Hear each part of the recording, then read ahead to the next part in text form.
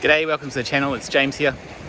At this time of the year, most people where I live expect tradesmen to take a break or time off, and that's exactly what I'm doing. I'm just down south of where I live, of Perth in Western Australia, at a place called Eagle Bay right at this moment. Now Eagle Bay is located in the Dunsborough Yellingup area, so I've been spending a few days down here pretty much doing nothing, which is awesome. I don't do much of that, but I'm about to head home and I'm going to be making some videos on home automation and electrical stuff.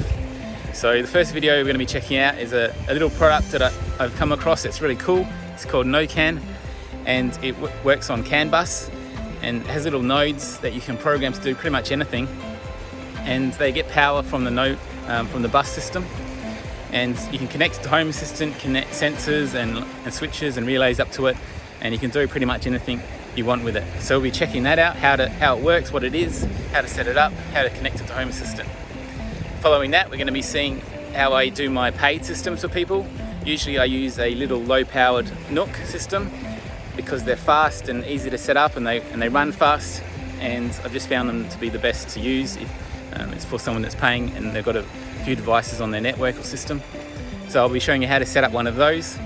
Now, I don't want to take away from the Raspberry Pi. The Raspberry Pi is still a great little device to run Home Assistant on, so if you use that, that's fine, that's okay.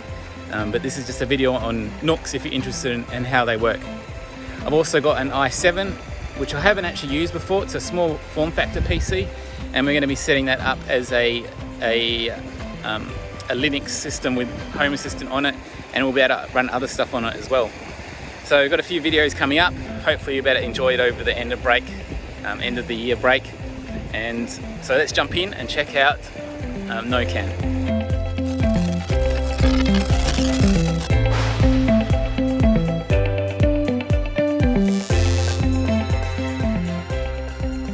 Alright, I'm back at home now, and I've got the NoCAN set up here, and I can assume it's only derived from Node and CANBUS, NoCAN, and it would best be described as wired MQTT, and it works with Home Assistant. So I've got the network set up here just to test it out and try it out. Got my cable running a long way down my driveway.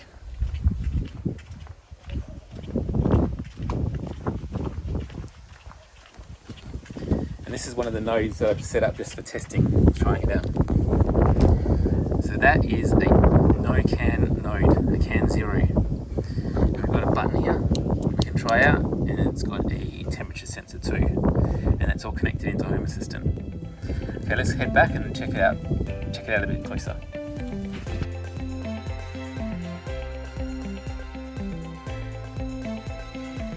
Okay, so this is how I receive my NoCAN canzero node, and I got 4 of them, and I got the main controller as well.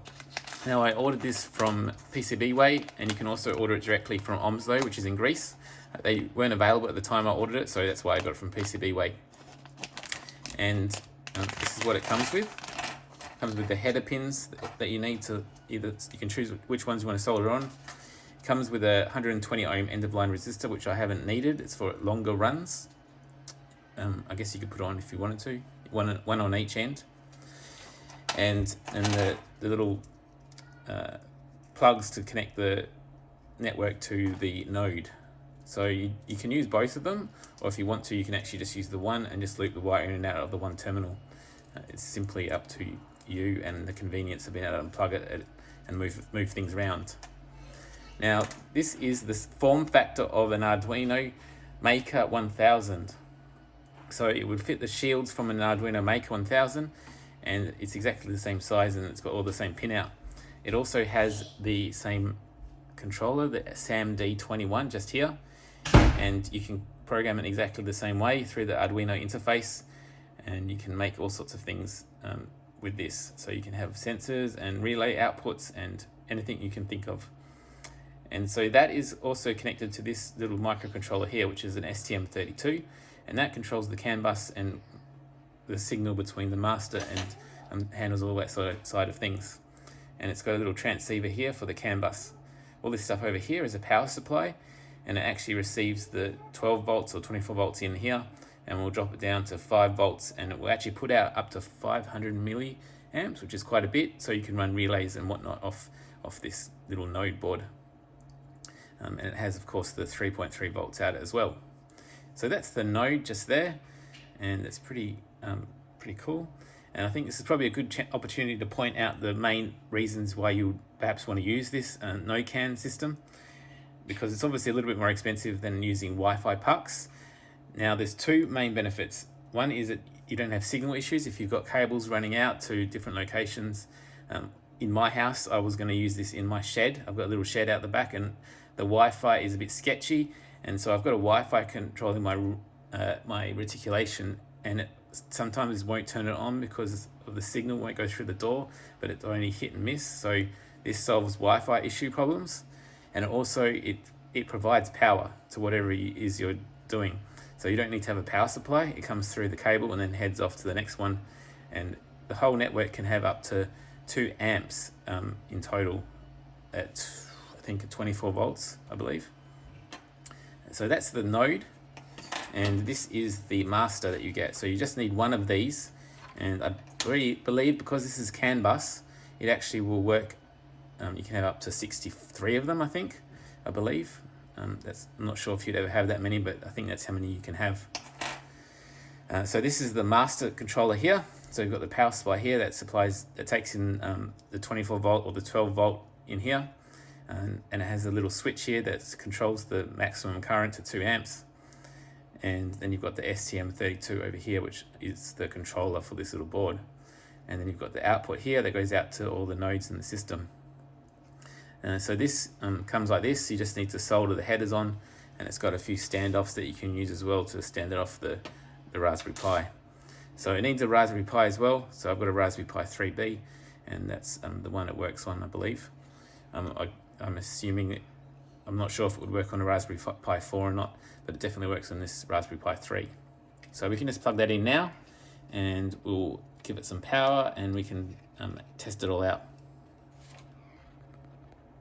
Okay, so NoCAN started out as a Kickstarter, and it was created by a guy called Alain Pannetrat, and he made it because it filled a gap where sometimes Wi-Fi or Bluetooth wasn't the answer, and so he made this system based on CANBUS. Now, if you come and take a look at the Omslo website, which is his business that he runs, and he's made other products as well, and we can see the diagram of how the system works. We've got the power supply, we've got the master just here, and it's a good time to point out that it needs to be run in a chain, just like the picture.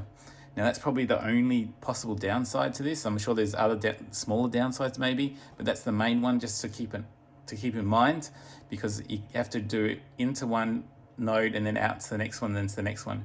And that's part of a limitation that CANBUS has.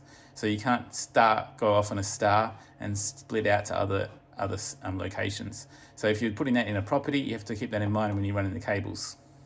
So that's the main thing just to keep in mind as well, is just how the cables are run. Now you can see just down here, I've got a little setup with 3 nodes connected to a master over here, and they will communicate between each other with CANBUS, and it sends messages much like a MQTT system will send it between devices. It will do a publish and subscribe system, it works in exactly the same way. And it has the master here, which will actually send out messages out of the system out to the network or to wherever you want it to go via Blink or using MQTT or REST in the future. So it's pretty flexible, and like I said before, I have this connected and set up with Home Assistant. So you can see here I've got some temperature sensors, some one-wire ones just here connected to the nodes, and I've got a button just here. If you press it, it will turn on the relay here. So I've got some latching relays just set up here, and I've made up this little board here just to test out all the different features. I've got some outputs here for switches and inputs as well. So if you turn this on, turn the relay on. And I've got a motion sensor here, we can try it as well. So we've got all this stuff here, and it's very easy to set up, and if you've used the Arduino IDE, which I'm sure most of you have, then that's what it is, that's what you use. Okay, so it has 2 main components or 2 pieces of software that Alain has created and made, and it runs on the Raspberry Pi, or it can also run part of it can run on your local computer. So the main one, which is the CAND, which is the server, addresses the nodes, gives the nodes their address, and maintains the system. So that runs on the Raspberry Pi. And then there's the CANC, which is another piece of software, and it has lots of different features. And one of the features is, if you take a look up here, it has the web interface. So it's got all the channels here that are available. So these are all channels that are being published. And you can actually, for example, take a look at this one here, which is the relay, which is this just here. And if we click on it, we can actually change the value of it. So we can change it to 1, we'll see it turn on. And we change it to 0, and we'll turn it off. So, and of course it's got some temperature nodes too.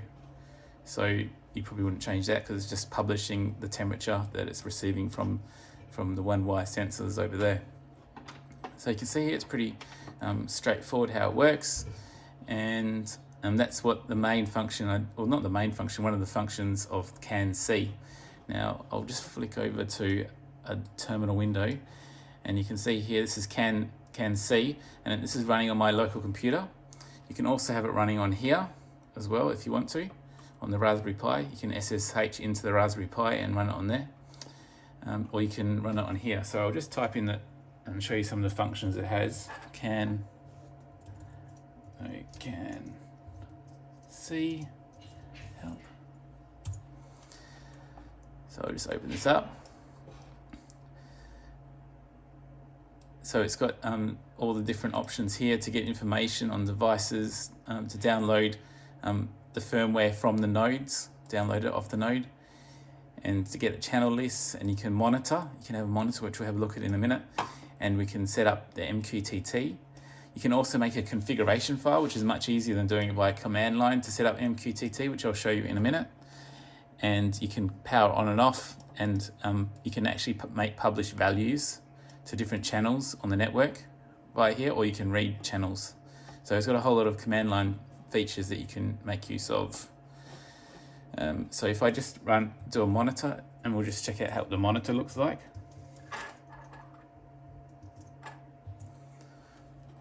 So this is just monitoring the system, and it's getting, you can see coming through various things that have been published, like the temperatures.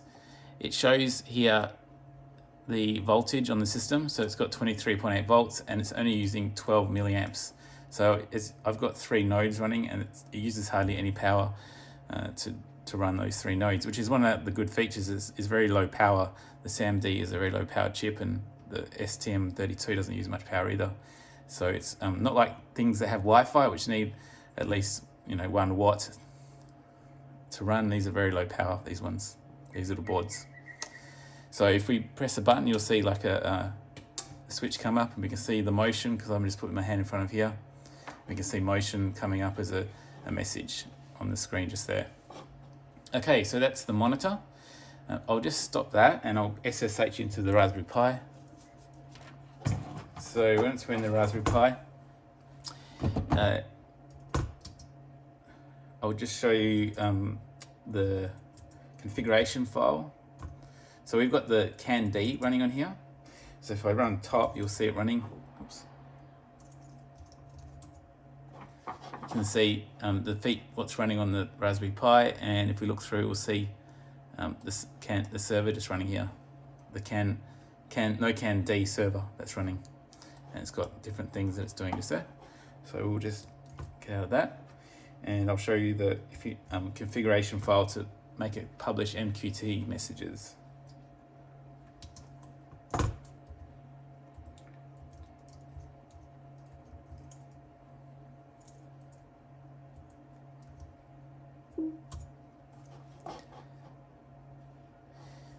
So we've got the MQTT server set up here, which is the one that's on my Home Assistant setup. You could use any one that you wanted to. You don't have to use the Home Assistant one.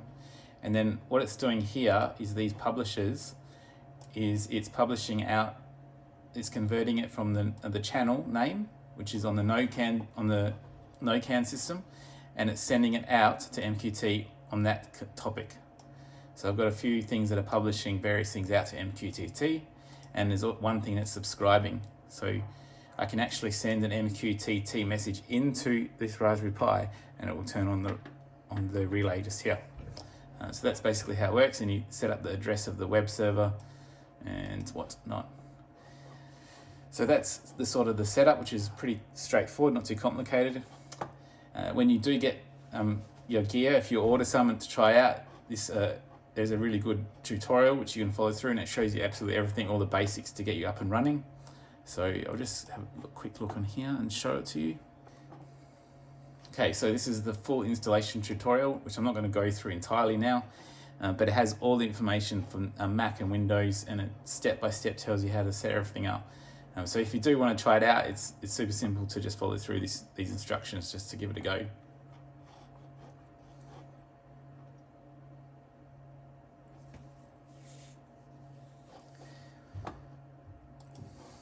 All right, so now you can see that I'm across in Home Assistant now, and we've got a sensor set up, an MQTT sensor just here, and that is measuring this sensor here, up here.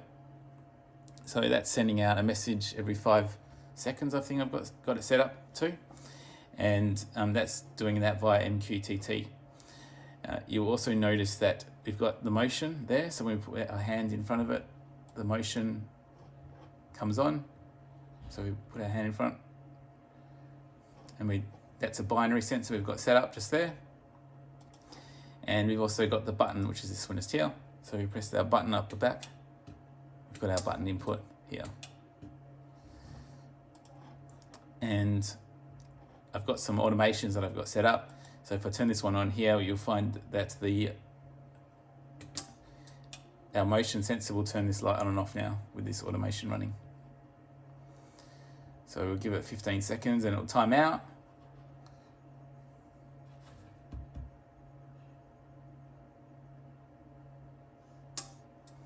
Then if we get motion again, our light will come on just here. So you can see that it works pretty easily with Home Assistant, and that's all through MQTT. Okay, so the last thing I just want to quickly show you is just, I won't go into detail at this point in time. Okay, so this is a quick look at a sketch, and you can see here it's got the NoCAN header that you include in your sketch, and that just gives you access to some of the functions that are needed for NoCAN. So you declare a channel ID for each thing you want to have in your sketch, for each channel you want to have, and then you can publish NoCAN messages to the network. But before you can do that, you have to open the NoCAN network.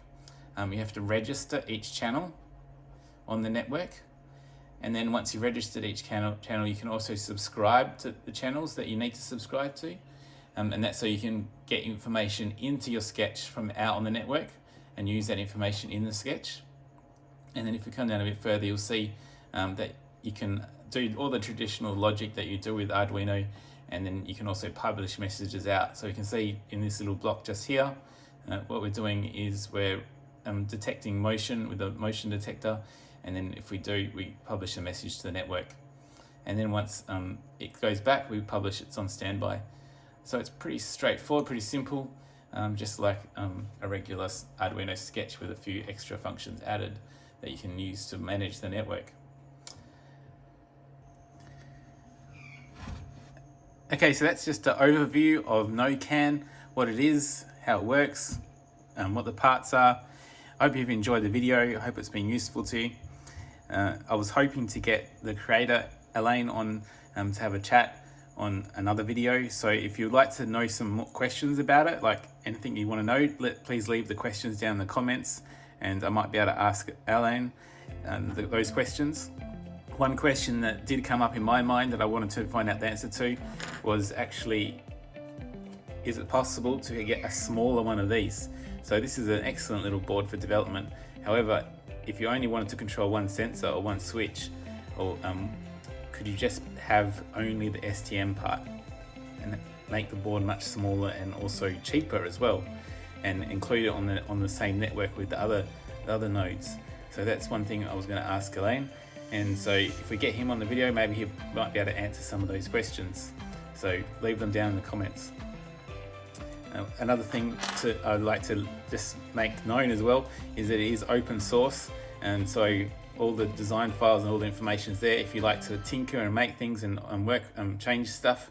And this is one little board I sort of created based on this one, and I just wanted to have a go at working with bare metal programming on the ICs. And if you did want to give it a try, the two parts you'll need are an Atmel ICE and ST Link version 2 to flash the two different ICs. The information, the files are there on the GitHub site, although I would say that it is not really worth it if you're trying to save money. You only do that if you just like to know stuff. These are pretty, you can just go out and buy them. They're not too expensive if you want to try them out. So I hope you enjoyed the video. If you want to see more videos like this, please feel free to subscribe. And if you enjoyed this one, give us a thumbs up.